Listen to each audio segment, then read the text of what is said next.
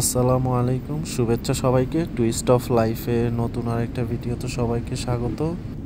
এটা কাতার এয়ারলাইন্সের একটা ফ্লাইট নেদারল্যান্ডে যাওয়ার আগে, আমার ঠিক মনে নাই, অথবা সুদানে যাওয়ার আগে আর কি একটা ভিডিও।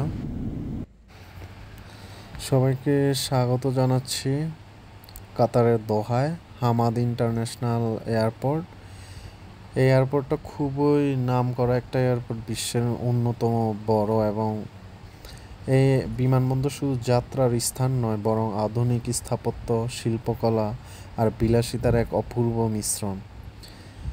আজকে আপনাদের দেখাবো এই অসাধারণ বিমানবন্দরের কিছু চমকপ্রদ অংশ, যেগুলো যাত্রীদের জন্য এক স্মরণীয় অভিজ্ঞতা হয়ে দাঁড়িয়েছে।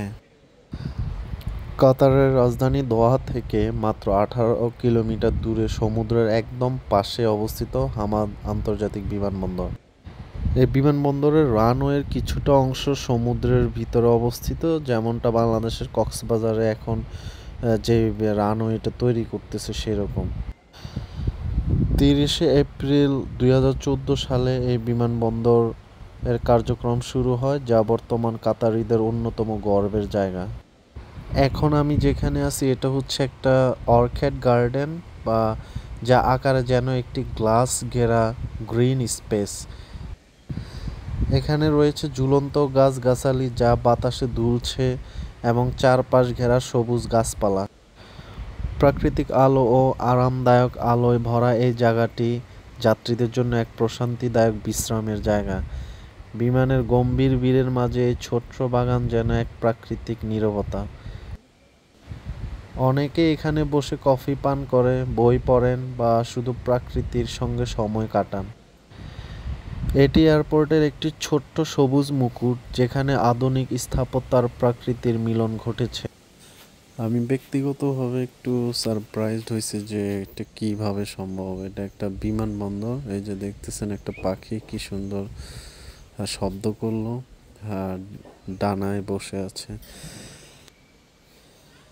এই গার্ডেনের ভেতর রয়েছে গাছপালা, জলাধার, ঝর্ণা এবং নানান রকম ট্রপিক্যাল গাছ, যা কৃত্রিম আলো এবং আধুনিক হাইড্রোপনিক সিস্টেম দিয়ে যত্ন নেওয়া হয়। আর এর পরিবেশ এতটাই শান্তিপূর্ণ, দৃষ্টিনন্দন যে এটা যাত্রাপথে এক ধরনের মেন্টাল পিস দেয়। আমার কাছে ব্যক্তিগতভাবে এই গার্ডেনকে লিভিং গার্ডেন মনে হচ্ছে, কারণ এটা এয়ারপোর্টের মধ্যে একটা প্রাণবন্ত এবং স্বাভাবিক পরিস্থিতি জন্ম দিয়েছে। অনেক অনেক গাছ থাকার ফলে এখানে অক্সিজেন পর্যাপ্ত, এবং অনেক সুন্দর বাতাস গায়ে লাগে, মৃদুমন্দ। বাগান ঘিরে বসার জায়গা, রিল্যাক্স করার জোন, এবং হাঁটার জন্য রয়েছে প্রশস্ত রাস্তা। নর্মালি আধুনিক স্থাপত্য শিল্পের যত উপকরণ আছে সেটা যে কোনো একটা দেশের বিমানবন্দরে, উন্নত দেশের বিমানবন্দরগুলোতে পাওয়া যায়। বাট এই বিমানবন্দরটার একটা স্পেশাল দিক হচ্ছে আধুনিক স্থাপত্যের যত মিশেল প্লাস নেচার। তার মানে এখানে পরিবেশকেও অনেক প্রাধান্য দেওয়া হয়েছে, গাছপালা, ঝর্ণা, মানে অনেক সুন্দর করে এই ডিজাইনগুলো করা হয়েছে, যেটা আসলে নর্মালি সচরাচর অন্যান্য বিমানবন্দরে খুব একটা দেখা যায় না। আর এই অর্কিড গার্ডেনটা বিমানবন্দরের এই পাশের অংশ, তার মানে এখনও পুরো বিমানবন্দরের আরও অনেক সুন্দর সুন্দর জায়গা, জিনিস আছে, যেগুলো আমি একটু পর যাব। এই অর্কিড গার্ডেনটা এমনভাবে ডিজাইন করা হয়েছে যেন একটি আধুনিক টপিক্যাল ওয়ান্ডারল্যান্ড হয়ে ওঠে। এর মধ্যে থাকা গাছপালাগুলো মূলত টপিক্যাল এবং এভারগ্রিন প্রজাতি, মানে সবুজ, চিরসবুজ। এর মধ্যে উল্লেখযোগ্য কয়েকটি উদ্ভিদ আছে, যেমন ফাইকাস ট্রি, ফার্ন, ব্যাম্বু পাম, বাঁশ গাছের মতো দেখতে ছোট পাম আর কি, যেগুলো। এখন এই গাছপালাগুলোর যত্ন নিয়ন্ত্রণ কিভাবে করা হয়? এয়ারপোর্টে দিনের বিভিন্ন সময় অনুযায়ী কৃত্রিম সূর্যালোক, মানে কৃত্রিম আলো দেওয়া হয়। গাছগুলোর পানি চাহিদা মেটাতে স্বয়ংক্রিয় হাইড্রোপনিক ও ইরিগেশন সিস্টেম রয়েছে এখানে।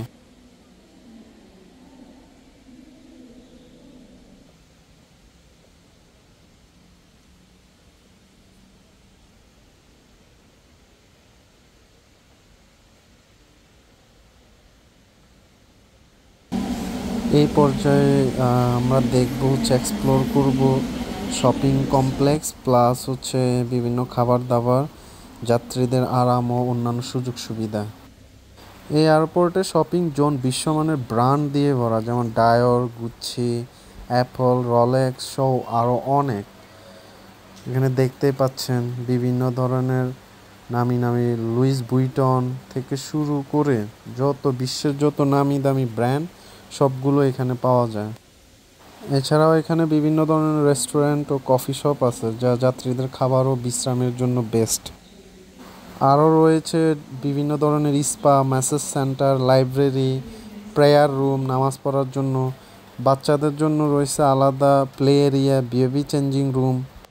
এই যে নামি দামি এই যে শপিং মলগুলো দেখতেছেন, বস, তারপর যত ধরনের আছে এগুলো তো সব নাম করা জামা কাপড়, তারপর জুতা, চশমা, তারপর কসমেটিক্স, ইলেকট্রনিক আইটেমস।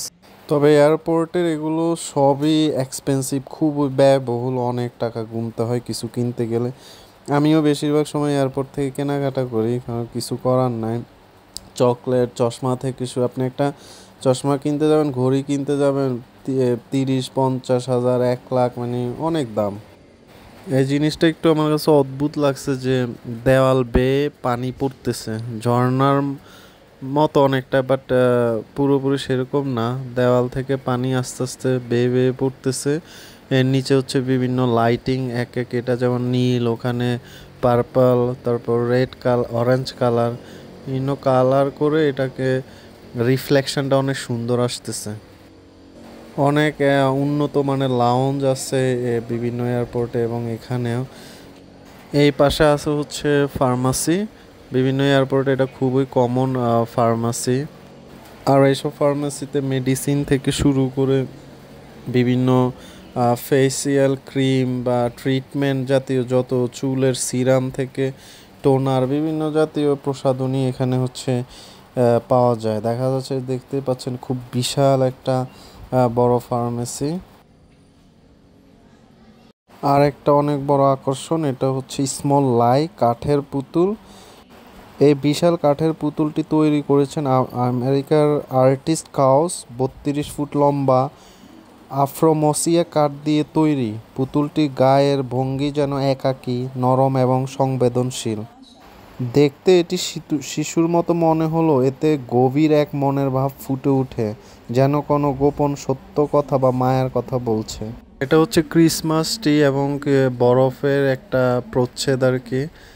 আর সামনে যে দেখতে পাচ্ছেন যে বিভিন্ন ধরনের নামি দামি ব্র্যান্ডের গাড়ি, খুবই এক্সপেন্সিভ, যদিও ব্যক্তিগতভাবে গাড়ি আমার খুব পছন্দ, নিজের পার্সোনাল কার নিজে ড্রাইভ করা এবং কেনা, বাট এগুলো কেনার সামর্থ্য নাই বললেই চলে।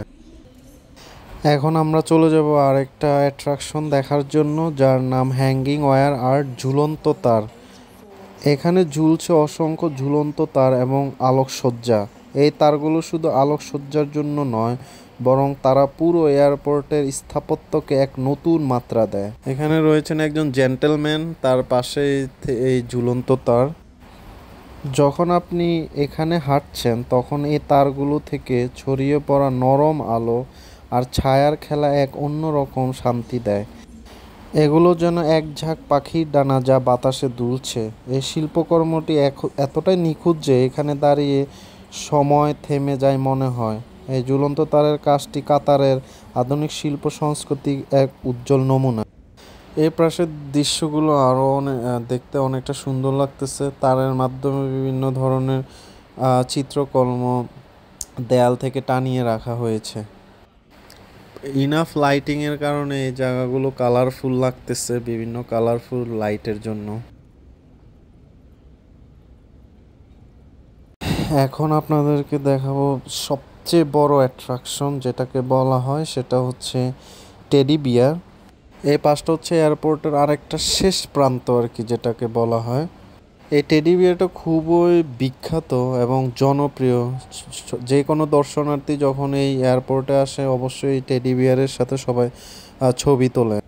এর মূলত নাম হচ্ছে লাম্প বিয়ার। এটি তৈরি করেছেন সুইস শিল্পী ফিসের। বিয়ারটির মাথার উপরে ঝুলছে একটি ল্যাম্প, যেন এই শিশুটি ঘুমিয়ে পড়েছে এবং ল্যাম্পটি হলো তার রাতের আলো। এর গড়ন এবং মাপ এত বড় যে এয়ারপোর্টে প্রবেশ করার সঙ্গে সঙ্গে আপনার দৃষ্টি আকর্ষণ করবে। তবে এই টেডি বিয়ারকে দেখলে মনে হবে ফোম কিংবা তুলো দিয়ে তৈরি, কিন্তু এটা নিরেট ব্রোঞ্জের, ভিতরে পুরো ব্রোঞ্জ। এই টেডি বিয়ারটির ওজন প্রায় 20 টন এবং উচ্চতা 23 ফিট বা 7 মিটার। তবে আশ্চর্যের বিষয় হচ্ছে এটা এখানে ছিল না, এটা ছিল নিউ ইয়র্কে। পরে 70 কোটি টাকা দিয়ে এই টেডি বিয়ারটাকে কিনে এই এয়ারপোর্টে স্থাপন করা হয়। টেডি বিয়ার হচ্ছে শিশুকাল ও ভালোবাসার প্রতীক। এয়ারপোর্টের এই পাশের অংশ রয়েছে বিভিন্ন ধরনের মল, ব্র্যান্ডের দোকান, যেমন লুইস ভিটন। তারপর ইলেকট্রনিক গ্যাজেট, যত ধরনের আইফোন বা স্যামসাং মোবাইল আর কি, সেগুলো এখানে পাওয়া যায়। যদিও খুব এক্সপেন্সিভ, বাট খুবই কোয়ালিটিফুল। এগুলোর কোয়ালিটি নিয়ে কোনো সন্দেহ নাই। এর পাশে রয়েছে বিভিন্ন স্বর্ণের দোকান। হয়তো সবাই জানেন যে মধ্যপ্রাচ্যে স্বর্ণের জন্য বিখ্যাত। এই যে স্বর্ণের দোকান, এগুলো কিনতে অনেক টাকা গুনতে হয়, যেহেতু খুব কোয়ালিটিফুল। 22 ক্যারেট, 24, 26 ক্যারেট, 12 পাওয়া যায় এখানে। এ পাশে রয়েছে বিভিন্ন হরেক রকমের নামি দামি ব্র্যান্ডের গাড়ি, খুব এক্সপেন্সিভ। তার মানে দুই পাশে সেম সেট আপ করছে ওরা। এ পাশে রয়েছে কিছু চিত্রকর্ম, এগুলো মেইনলি কাঠের তৈরি। দেখতে অনেকটা সুন্দর, ভালোই লাগতেছে এই চিত্রকর্মগুলো। আর এটা হচ্ছে হামাদ ইন্টারন্যাশনাল এয়ারপোর্টের যে ম্যাপ, সেই ম্যাপটা। সো দেখতে পাচ্ছেন যে এটা একটা বিমানের আকৃতির মতো, মাঝখানে হচ্ছে সরু, আর পিছনে হচ্ছে লেজ, আর সামনে হচ্ছে মুখ। এটা হচ্ছে মূলত এই এয়ারপোর্টের স্ট্রাকচার। তা আমি এখন যেখানে দাঁড়িয়ে আছি সেটা হচ্ছে এই লেজে, আর প্রথমে যে বাগানটা দেখাইছি সেটা হচ্ছে ওই মাথাতে। বোঝা যাচ্ছে যে এর যে ইঞ্জিনিয়ার, আর্কিটেকচার যারা ছিল, খুব যত্ন করে এর নকশা করছে এবং খুব সুন্দরভাবেই করছে। আমাদের ইন্টারন্যাশনাল এয়ারপোর্টের ঘোরা আমার প্রায় শেষ। এখন হচ্ছে এই মাঝখানের যে সরু পথটা, সেটা হচ্ছে এখানে যে ট্রেন আছে, এই ট্রেনের মাধ্যমে হচ্ছে পাড়ি দিব। তো এই ট্রেনের মাধ্যমে এয়ারপোর্টের এক প্রান্ত থেকে আরেক প্রান্ত যেতে হেল্প করে। তো বুঝতেই পাচ্ছেন যে এয়ারপোর্টটা কত বড়। এটা অনেকটা মেট্রো ট্রেনের মতো, উপরে যে রুট আছে, আর যাত্রী ওরকম নাই। বাট কিছু সময় যখন এক গেট থেকে আরেক গেটের অনেক দূরত্ব থাকে এবং সময় হাতে থাকে না, তখন প্লেন ধরার জন্য এটা হচ্ছে সবচেয়ে সহজ মাধ্যম। এই গাড়িতে করে উঠে এক গেট থেকে আরেক গেটে যাওয়া যায়। দেখতে পাচ্ছেন যে কত স্পিডে মেট্রো ট্রেনটা চলতেছে। এখন আমি বি থেকে এতে চলে যাচ্ছি আবার।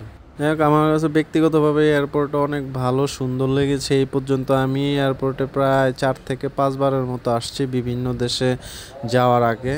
মূলত ট্রানজিট হিসাবে ব্যবহার করছি, যদিও আমি এখনো এর বাইরে গিয়ে কাতারকে ওইভাবে এক্সপ্লোর করার সুযোগ হয় না। ইনশাল্লাহ হয়তো বা কোনো একদিন।